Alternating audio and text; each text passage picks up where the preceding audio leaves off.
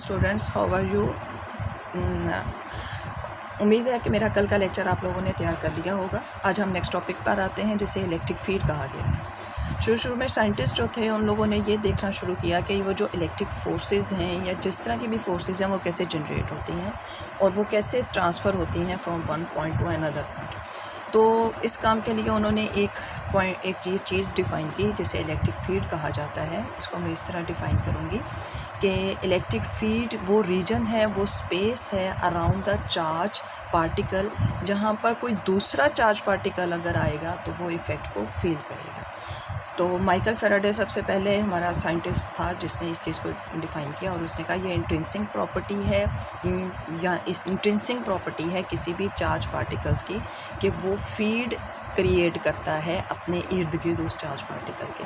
The electric field is considered to be force, electric field is considered to be force on other charge place in that field. और असल में हम इस electric field को एक force के तौर पर कंसिडर करते हैं जो कि वो चार्ज के वो क्या करता है, चार्ज के ऊपर एग्जर्ट करता है।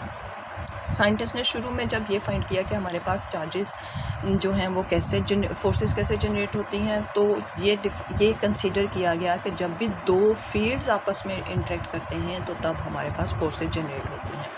और दूसरी चीज़ उन्होंने कहा कि फॉर एग्जाम्पल चार्जेस कैसे मूव करते हैं, फोर्सेस कैसे मूव करती हैं, तो उसके लिए उन्होंने ये डिफ़ाइन किया कि हमारे पास जो इलेक्ट्रिक फील्ड है वो जब दूसरे इलेक्ट्रिक फील्ड के साथ इंटरेक्ट करेगा तो उसके ऊपर एक फ़ोर्स एक्सर्ट करेगा। इसकी एक्सप्लेनेशन में जैसे यहाँ पर बताया गया, उसने कहा कि हमारे पास इलेक्ट्रिक फील्ड जो है वो चार्ज का उसको एक चाहिए एक टेस्ट चार्ज चाहिए, यानी हम डिटेक्ट कर रहे हैं अगर किसी भी इलेक्ट्रिक फील्ड को तो हमें एक टेस्ट चार्ज चाहिए और उसको हम लेकर आएंगे एक सोर्स चार्ज के फील्ड में, यानी वो टेस्ट चार्ज है और ये उसका क्या है, फील्ड है।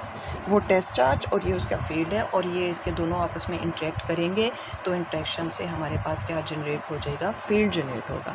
तो लिहाजा इस इंटरेक्शन को कंप्लीट किस तरह किया गया है कि चार्ज क्यू प्रोड्यूस करेगा पहले फील्ड, फिर फील्ड इंटरेक्ट करेगा चार्ज के साथ और एक्सर्ट करेगा एक force on the test charge के ऊपर। तो लिहाजा अब अगर इस चीज़ को कहा जाए कि हमारे पास, इसकी मैं एग्जांपल इस तरह दूंगी कि फॉर एग्जांपल आप कॉलेज के अंदर मौजूद हैं और कॉलेज की बाउंड्री जो है वो आपके लिए एक फील्ड है, कॉलेज का फील्ड है।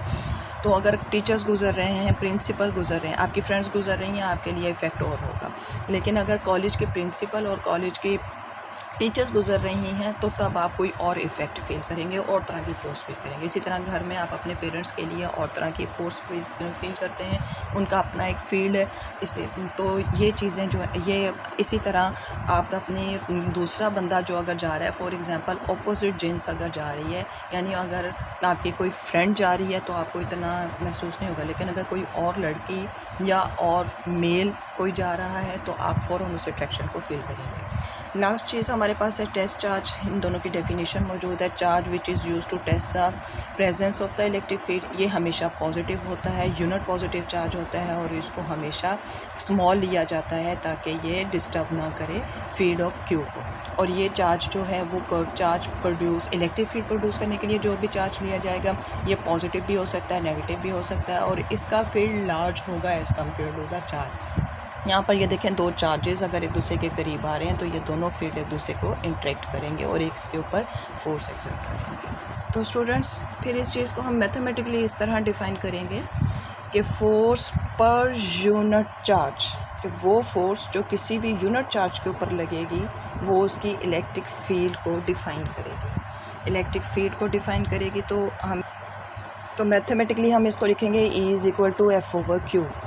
ये ई जो है वो कहलाता है इलेक्ट्रिक फील्ड भी, और इसका एक और नाम भी है जिसको इलेक्ट्रिक फील्ड इंटेंसिटी भी कहते हैं, और इसका एक तीसरा नाम भी है जिसको इलेक्ट्रिक फील्ड स्ट्रेंथ कहते हैं।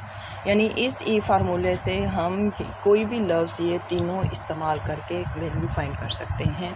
तो E is equal to F over Q, यानी फोर्स पर यूनिट टेस्ट चार्ज। तो ये सिंपल डेफिनेशन हो जाएगी इस चीज़ की। अब हम लोग इसके बाकी टर्म्स पढ़ते हैं। सिंबल्स ई से रिप्रेजेंट किया जाता है, इसकी यूनिट फोर्स पर यूनिट टेस्ट चार्ज है, न्यूटन पर कूलम है, उसको इस तरह KGS सिस्टम में लिखा गया। फिर डायमेंशंस हमारे पास ये इससे आएगी, किलोग्राम का मैस M आ जाएगा, मैस का मीटर का जो है वो L आ जाएगा, S² आ जाएगा। इस फॉर्म में हमारे पास इसको क्लियर किया जाएगा। और ये डायमेंशंस अगर कूलम को लिखें तो हमारे पास एम्पेयर पर सेकंड के हिसाब से होती है, तो एम्पेयर सेकंड्स होता है, एम्पेयर सेकंड से ये हमारे पास वैल्यू आ जाएगी फाइनल। वेक्टर क्वांटिटी है, इसकी डायरेक्शन हमेशा टूवर्ड द फोर्स होती है, जिस तरफ फोर्स लग रही है उसी डायरेक्शन में इसकी डायरेक्शन को शो किया जाएगा। डेरिवेशन के लिए हमने पढ़ा, पीछे हम पढ़कर आए हैं कि फ़ोर्स हमारे पास इक्वल होती है के Q1 Q2 over are square के, तो लिहाजा यहाँ से हम फार्मूले में जब इसको पुट करेंगे तो हमारे पास फाइनल फॉर्म जो बन जाएगी 1/4 पाई एप्सिलॉन नॉट, क्योंकि Q नॉट से कैंसिल हो जाएगा, तो हमारे पास ये फाइनल फॉर्म रह जाएगी। और अगर हम लोग इसको देखते हैं वेक्टर फॉर्म में, तो वेक्टर फॉर्म में r यूनिट वेक्टर है, तो ये एक फॉर्म बन रही है इसकी। और दूसरा हम कह सकते हैं कि अगर मैं यूनिट वेक्टर को ओपन करके लिखूँ तो हमारे पास फाइनल आंसर जो बन जाएगा 1/4 pi epsilon not Q r का क्यूब और r यूनिट वेक्टर हमारे पास बन जाएगा। तो ये हमारी इलेक्ट्रिक फील्ड है।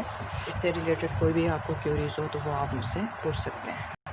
थोड़ा सा एनिमेटेड फॉर्म में अगर आपको दिखाऊं तो ये चार्ज है और ये इसके गिर्द एक उसके इलेक्ट्रिक फील्ड को शो किया गया है, यानी आप कह सकते हैं कि ये हमारे पास उसका क्या कहलाता है, इलेक्ट्रिक